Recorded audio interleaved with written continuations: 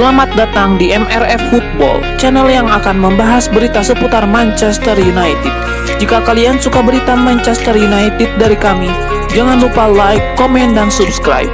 Dan juga nyalakan tombol loncengnya, agar kalian bisa tahu berita Man United terupdate dari kami. Terima kasih. Glory, glory Manchester United.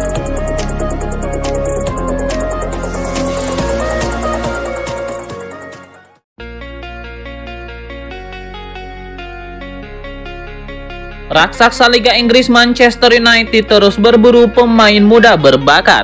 MU pada pertengahan Mei 2024 dilaporkan sedang membidik gelandang berbakat Prancis, Désiré Doué dari klub Rennes.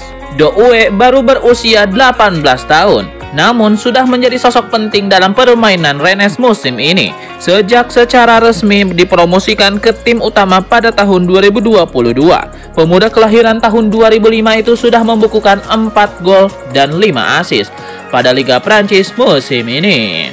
TBR Football pada pertengahan Mei 2024 melaporkan Doué bisa pindah klub di musim panas 2024 nanti. MU dan Arsenal begitu berminat merekrutnya. Pencari bakat kedua klub sudah memantau Doué beberapa kali. Meski sudah rajin main di tim utama, harga Doué diperkirakan tidak akan terlalu mahal. Pasalnya kontrak Doué bersama Rennes tinggal tersisa 2 tahun lagi.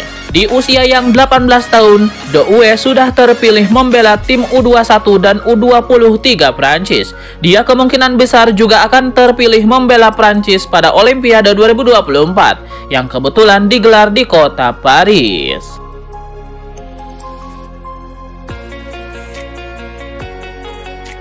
Manchester United disarankan merekrut striker top agar bisa menjadi mentor untuk Rasmus Højlund.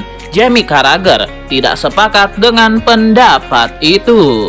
Jamie Carragher tidak setuju dengan Gary Neville. Menurut Jamie Carragher, striker top baru nantinya malah akan menyulitkan Rasmus Højlund.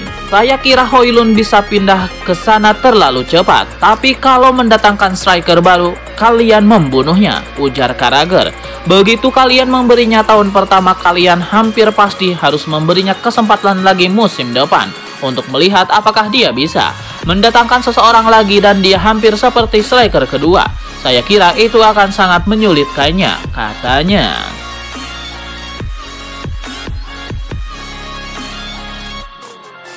Barcelona mempersilahkan MU untuk memboyong Ronald Araujo senilai 100 juta euro. Barcelona dengan hati yang riang telah memberitahu para peminat Ronald Araujo bahwa bek mereka itu bisa diangkut di bursa transfer musim panas ini. Menurut Sport, kubu Blaugrana akan menguangkan pemain kelahiran Uruguay tersebut di angka 100 juta euro. MU saat ini sedang pasang kuda-kuda untuk bergerak mengamankan jasa Araujo. Barcelona merasa mereka memiliki pertahanan yang cukup bagus apabila membiarkan Araujo hengkang. Selamat datang tawaran dengan nominal 100 juta euro. MU disebut-sebut menyanggupinya. Kendati demikian, keinginan MU mendatangkan Araujo bakal mendapatkan hambatan. Bayern Munchen juga sedang menjalin komunikasi dengan pihak Barcelona. Siapapun yang berani benar-benar melepaskan mahar 100 juta euro untuk Araujo, Barcelona akan langsung duduk satu meja dengan mereka untuk melakukan finalisasi. Nantinya alokasi uang transfer ini buat dibelanjakan Barcelona untuk sektor gelandang dan striker.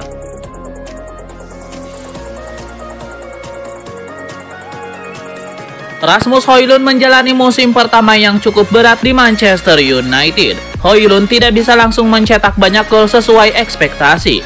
Adaptasinya pun berjalan cukup sulit. Kasus Rasmus Højlund juga diperhatikan oleh mantan pemain MU yang kini jadi analis, Gary Neville. Dia mengakui potensi itu ada, tapi Højlund harus lebih tekun lagi. Gary Neville tidak melihat Højlund punya kualitas selevel striker terbaik Liga Inggris, seperti Sergio Aguero atau Erling Haaland. Namun Højlund bisa mencetak banyak cukup gol. Gary Neville juga tidak bisa menyalahkan Højlund sepenuhnya. Bagaimanapun, Højlund masih sangat muda dan seharusnya dia belajar dari striker senior di level top.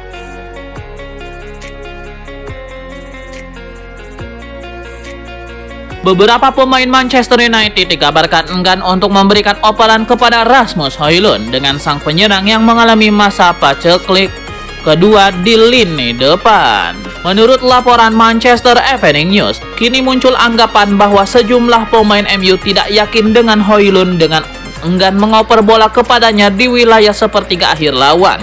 Masih dalam laporan yang sama mengatakan bahwa beberapa bintang setan merah merasa prihatin dengan buruknya performa Højlund di depan gawang. Diyakini bahwa beberapa pemain mulai mencari opsi alternatif di sepertiga akhir lapangan untuk tidak memberikan bola kepada Højlund. Højlund hanya menerima bola sebanyak 14 kali saat kekalahan kandang 1-0 MU dari Arsenal di Old Trafford pada hari Minggu. Tidak hanya itu, rekan-rekan setimnya hanya menciptakan 6 peluang untuk Højlund dalam 8 pertandingan terakhirnya di Premier League. Sebagai perbandingan, para pemain Manchester City menciptakan 6 peluang untuk Erling Haaland dalam satu pertandingan awal bulan ini, dan saat mencetak 4 gol dalam kemenangan 5-1 atas Wolverhampton. Rasmus Højlund telah mencetak 8 gol di Premier League musim ini, lebih banyak dibandingkan pemain di bawah usia 21 tahun di kompetisi ini. Dia telah mencetak 22% dari tembakannya di Premier League, tingkat konversi yang lebih baik daripada Ollie Watkins dari Aston Villa dan Kai Havertz dari Arsenal musim ini. Tingkat konversi tersebut juga lebih tinggi dari Nicholas Jackson, Mohamed Salah, Phil Foden, dan Bukayo Saka.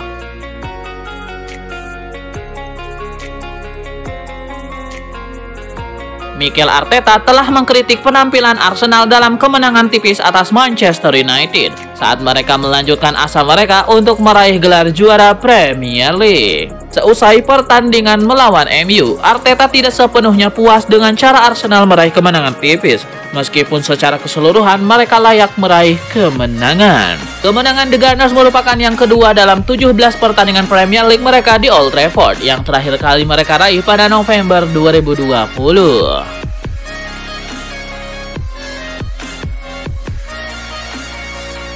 Erik ten Hag mengakui bahwa Manchester United akan menderita kerugian besar apabila absen dalam kompetisi tingkat Eropa pada musim 2024-2025. Komentar itu disampaikan setelah menderita kekalahan 0-1 dari Arsenal di Old Trafford.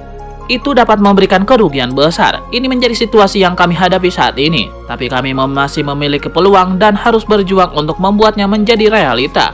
Bahkan ketika kami melalui masalah yang luar biasa, semua orang memahaminya, terutama dari pilihan pemain untuk posisi dan struktur tim. Kami harus pantas mendapatkan apa yang kami inginkan, terutama bagi para supporter yang terus memberikan dukungan dan memahami masalah yang kami hadapi. Mereka mendukung kami sejak awal pertandingan dan mempertahankan kekompakan. Itu menjadi aspek yang patut disyukuri, ucap Erik ten Hag.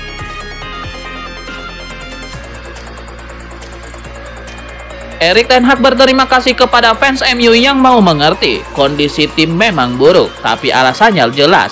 Para pemain tidak bisa serta-merta disalahkan. Situasi MU memang pelik. Mereka terus kalah di laga-laga penting, termasuk dihajar Crystal Palace 0-4. Dan beberapa hari setelahnya keok 0-1 dari Arsenal. Dua kekalahan itu menyakitkan, tapi Erik ten Hag pun tidak punya solusi instan. Ada terlalu banyak pemain penting MU yang cedera. Hal ini bisa dilihat di bangku cadangan setan merah dalam duel kontra Arsenal kemarin. Dua kekalahan beruntun ini pun mengancam posisi MU. Rekor terburuk di depan mata, mereka bisa saja finish di luar 7 besar Liga Inggris. Pertama kalinya sejak tahun 1990 silam. Erik ten Hag tahu situasinya sulit. MU saat ini ada di peringkat ke-8. Tersisa 2 pertandingan lagi. Mereka harus berjuang dalam kondisi yang sulit, mencoba semaksimal mungkin.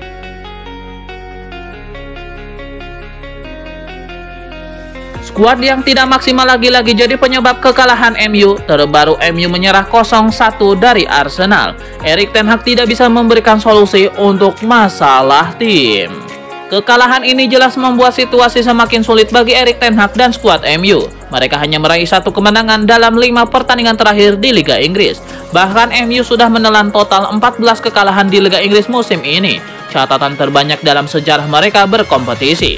Kondisi skuad MU saat ini memang sangat buruk. Terlalu banyak pemain cedera. Ten Hag tidak bisa berkutik.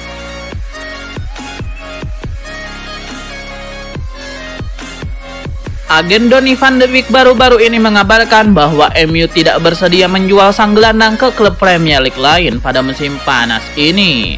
Manchester United diyakini akan berusaha untuk melepas Van de Beek untuk selamanya pada bursa transfer mendatang. Namun, agennya Guido Albers telah mengungkapkan bahwa Setan Merah tidak ingin dia bergabung dengan tim sesama Premier League.